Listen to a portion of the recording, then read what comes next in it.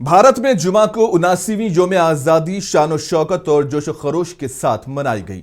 वज़ीर आज़म ने लाल किले पर तिरंगा लहराया और कौम से खिताब किया, जबकि सदर जमहूरिया ने भी जुमेरात को कौम से खिताब करते हुए हिंदुस्तानियों को यौम आज़ादी की मुबारकबाद दी। याद रहे कि हर साल 15 अगस्त को यौम आज़ादी मनाया जाता है, जहां हिंदुस्तान ने एक तवील जद्दोजहद के बाद आज़ादी हासिल की थी। जंग मुसलमानों और हिंदुओं ने मिलकर लड़ी थी और इस जंग में मुसलमानों ने अंग्रेजों के खिलाफ भरपूर मज़ाहिमत की और कई रहनुमाओं ने जानों के नजराने पेश किए। इसमें कोई दो राय नहीं कि भारत की जंग आज़ादी में समाज के हर फर्द ने हिस्सा लिया। सब ने इस देश को आज़ाद कराने में कुर्बानी दी।